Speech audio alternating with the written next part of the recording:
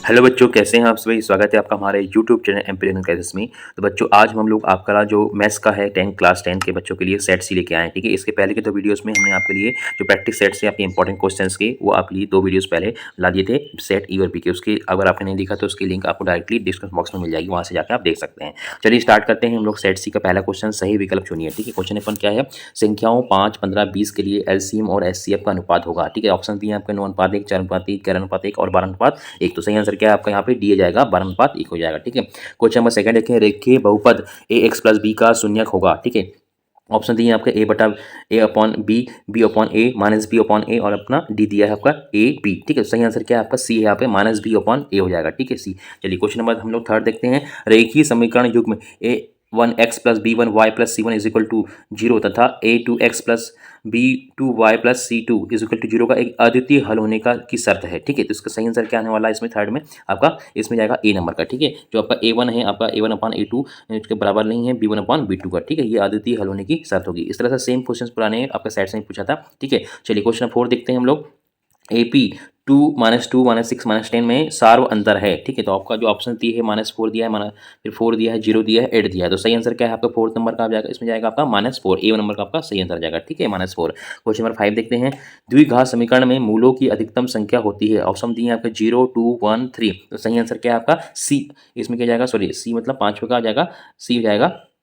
इसमें क्या जाएगा आपका, इसमें ऑप्शन जो है प्रिंट गलत हुआ है, ये आपका 2 का सही आंसर है। ठीक है, मतलब बी सही आंसर है आपका, तो आपका इसका सही आंसर 2 हो जाएगा। ठीक है, चलिए क्वेश्चन देखते हैं, किसी त्रिभुज के शीर्ष 4 3 2 -3 तथा 3 -3 6 है, उसके केंद्रक के निर्देशक होंगे। ठीक है, तो सही आंसर क्या है आपका यहाँ पे, आपका बी नंबर का जो है आपका सही आंसर है 1 और 2 हो जाएंगे। ठीक है, इस तरह से आपके 6 क्वेश्चन जो ऑब्जेक्टिव वाले हैं वो जाते हैं। अब देखते हैं नेक्स्ट सेकंड नंबर क्वेश्चन क्या है, रिक्त स्थान भरिए। तो देखिए √2 एक खालिस्तान संख्या है, तो आपको बताना है इसमें √2 क्या है आपकी, यह एक अपरिमेय संख्या है। ठीक है, चलिए सेकंड क्वेश्चन क्या है, द्विघात समीकरण x² plus x-1 is equal to 0 के मूलों की प्रकृति होती है, क्या होती है, वास्तविक और असमान होती है। क्या होती है इसकी, वास्तविक और असमान होती है। ठीक है, इसको आप लिख सकते हैं अच्छे से, वास्तविक और असमान होती है। क्वेश्चन नंबर थर्ड देखते हैं, दो समरूप त्रिभुजों की भुजाओं का अनुपात 9:11 है। ठीक है, तो उसके क्षेत्रफलों का अनुपात होगा, तो क्या होगा आपका क्षेत्रफल का अनुपात क्या हो जाएगा, इसका सही आंसर 81:121 हो जाएगा। ठीक है, उसके जो क्षेत्रफलों का जो है अनुपात क्या हो जाएगा, 81:121 हो जाएगा, ये आप नोट कर सकते हैं। क्वेश्चन नंबर थर्ड 4 देखें क्या हुआ है, बिंदु 4 0 खालिस्तान अक्ष पर स्थित है, तो क्या है आपका जो है आपका एक्स अक्ष पर है, कब है, कौन से अक्ष में है, एक्स अक्ष में है। क्वेश्चन नंबर 5 देखें, 3 मीटर ऊंची मीनार के पाद से 3 मीटर दूर स्थित बिंदु का मीनार की चोटी का उन्नयन कोण खालिस्तान होगा, तो कितना होगा, इसका सही आंसर क्या है 45 डिग्री हो जाएगा। ठीक है, 45 आंसर या फिर 45 डिग्री। ठीक है, क्वेश्चन नंबर 6 देखते हैं, वृत्त के केंद्र से जीवा पर डाला गया लंब जीवा को खालिस्तान करता है, क्या करता है, समद्विभाजित करता है। क्या करता है वो, समद्विभाजित, इसको आप अच्छे से लिख लीजिएगा, समद्विभाजित करता है। ठीक है, चलिए क्वेश्चन नंबर 3 देखते हैं हम लोग, इसमें दिया है आपको सही जोड़ी बनाएं।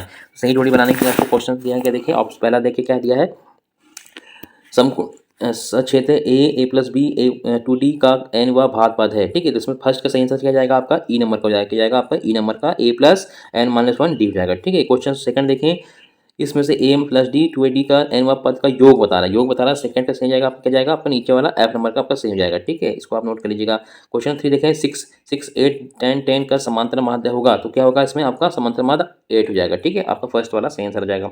कॉट 30 डिग्री, ये कॉट 30 अंश, क्वेश्चन सही आंसर क्या है इसका, फोर्थ का बी हो जाएगा। ठीक है, आपका √3 हो जाएगा। क्वेश्चन नंबर 5 देखें, cos 90 माइनस थीटा, तो उसका सही आंसर क्या है आपका sin थीटा हो जाएगा। ठीक है, सी नंबर का। चलिए और लास्ट में क्या बचा आपका, ये जो 6 नंबर का है आपका, cos 48 degree cosec 42 degree plus sin 48 degree और sec 42 डिग्री का सही आंसर क्या आ जाएगा, सही आंसर डी आ जाएगा, मतलब 2 हो जाएगा। ठीक है, इस तरह से आप यहाँ पे आप देख सकते हैं और इनके आंसर को मिलान कर सकते हैं। ठीक है, इसको आप नोट भी कर सकते हैं, पढ़ भी सकते हैं। चलिए क्वेश्चन देखते हैं, फोर्थ नंबर का क्या है, एक शब्द में वाक्य उत्तर देना है आपको।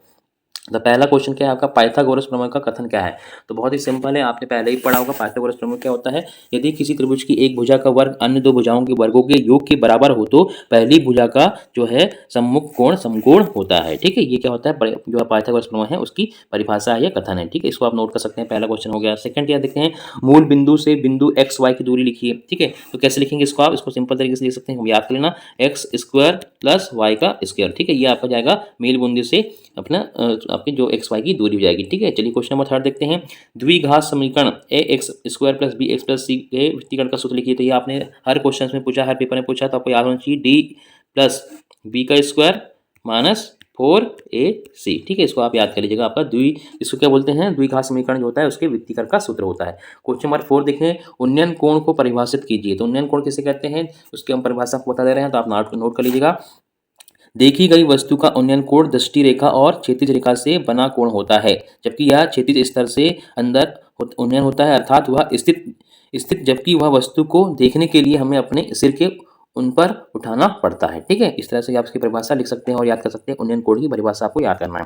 क्वेश्चन नंबर 5 देखिए, वृत्त की स्पर्श रेखा वृत्त को कितने बिंदुओं पर प्रतिच्छेद करती है। तो आपको कितना इसका सही आंसर जाएगा, आपका 1 हो जाएगा। ठीक है, एक ही क्या होता है, एक ही बिंदु पर क्या होती है, प्रतिच्छेद करती है। क्वेश्चन नंबर 6 देखें, वृत्त के क्षेत्रफल का सूत्र लिखिए। तो वृत्त के क्षेत्रफल का सूत्र क्या होता है, आपने कई बार पढ़ा है, पाई आर स्क्वायर। ठीक है, क्या हो जाता है इसका, पाई आर स्क्वायर, है ना। वृत्त का क्षेत्रफल क्या होता है, पाई आर स्क्वायर, जहाँ पे आर क्या है आपका वृत्त की त्रिज्या होती है। ठीक है, चलिए क्वेश्चन नंबर 5 देखते हैं। आप सत्य और असत्य लिखना है आपको।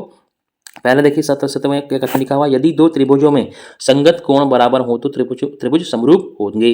तो बिल्कुल सत्य है, पहला वाला जो आपका कथन है क्या है, वो सत्य है। इसको आप ट्रू लिख सकते हैं या सिर्फ लिख सकते हैं। ठीक है, पहला वाला सत्य है। क्वेश्चन नंबर 2 देखें, बेलन का आयतन पाई आर स्क्वायर एच होता है, जहां आर एवं एच क्रमशः बेलन के आधार की त्रिज्या एवं बेलन की ऊंचाई होती हैं। ठीक है, तो सेकंड वाला भी बिल्कुल सत्य है, इसको आप ट्रू करेंगे, है ना, ये भी सत्य कथन लिखा हुआ है।